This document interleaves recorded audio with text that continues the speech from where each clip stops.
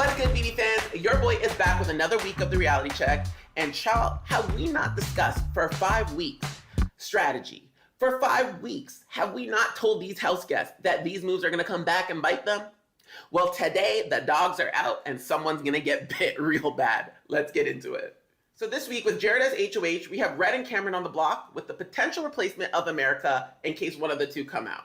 Now, right off the jump, let's get into two of the worst moves here. Corey and Jared have had a final two since week 1 in this game.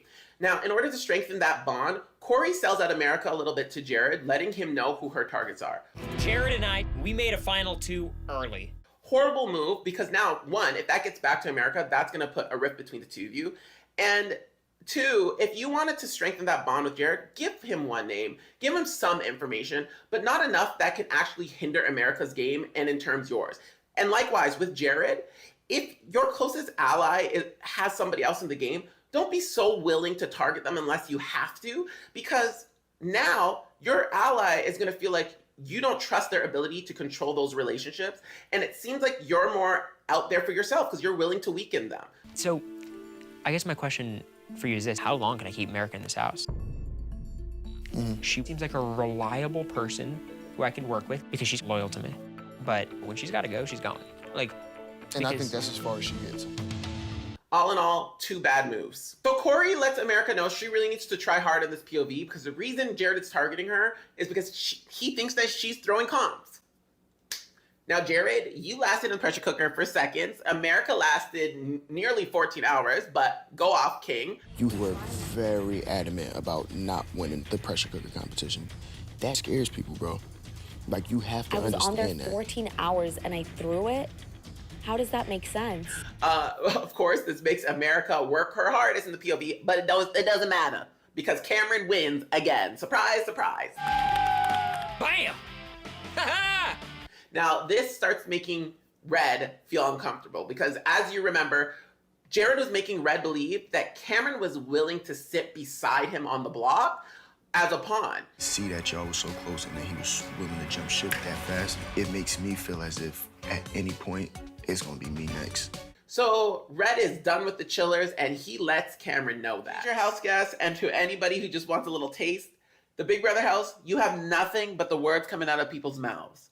So when you are positioned well and people are saying they got your back, do not, and I mean do not, open that mouth. Especially if it's talking about the person everybody wants out of the house.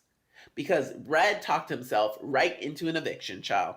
They were all willing to get rid of Jag. The plan was on, but the idea of Red and Cameron coming back together from a good read from Nicole meant that Red, unfortunately, was going to be evicted, and from a vote of 8-2, surprising Boeing, Jane, and Cameron, Red goes. Love you, humans.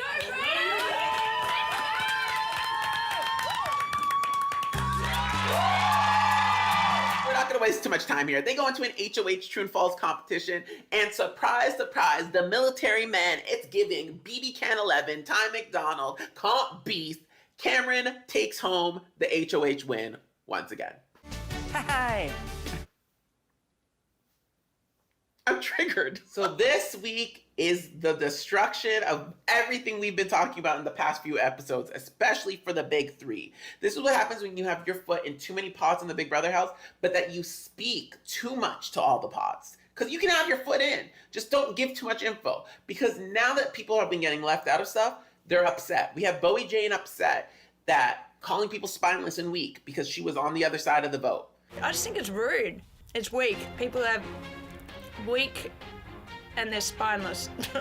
We have Cameron, who now has power, completely livid, not trusting anybody, and lying to everybody's faces and holding his cards very close. Then you have people like Matt, who are upset that they were being told to leave the room, and they're paying attention to the people who are in the room. I think Felicia is probably trying to save her own skin. It's bringing up a lot of suspicions. What you got to do when you're playing this game and you see a situation going down, if you're left out of that room, you're not in on that information.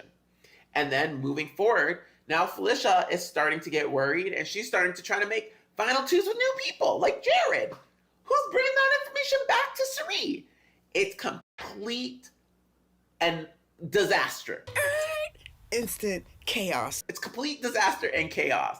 And Charles, I'm here for the ride, but I'm not here for what's about to happen. This week's nomination ceremony is a tribute to the old key wheel style, and Cameron has to go around and pie everybody in the face who is safe for the week, leaving 2 nominees. Now, Cameron has let everybody in the house know that the plan is what everybody wants. Jag and Blue are gonna be the nominees this week. However, as the pies start going in the faces, child, Jag and Blue get pied. Do it.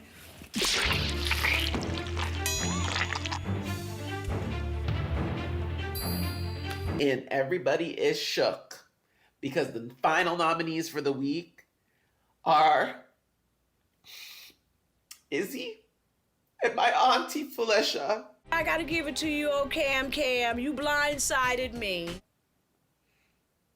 Now I know everybody is regretting getting rid of Hisam. As I said, they would.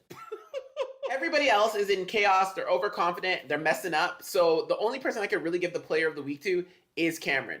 Strap in. We're going over this waterfall together. He knew that he was being lied to, he read the house, and like I said, he needed to take a shot at the big 3, and he's doing it. So Cameron, you get the player of the week. We said it before, and we're gonna say it again. The mighty have fallen, and they have fallen quickly. Friends, as always, hit me up in my socials and let me know. Do you think anybody was playing a great game this week? Because I sure didn't. What do you think of Cameron's nominations of Izzy and Felicia? Do you think he made the right choice? And which one do you think is going to go home this week? Or will they find their way off the block? I am strapped in like Cameron told me to be, child.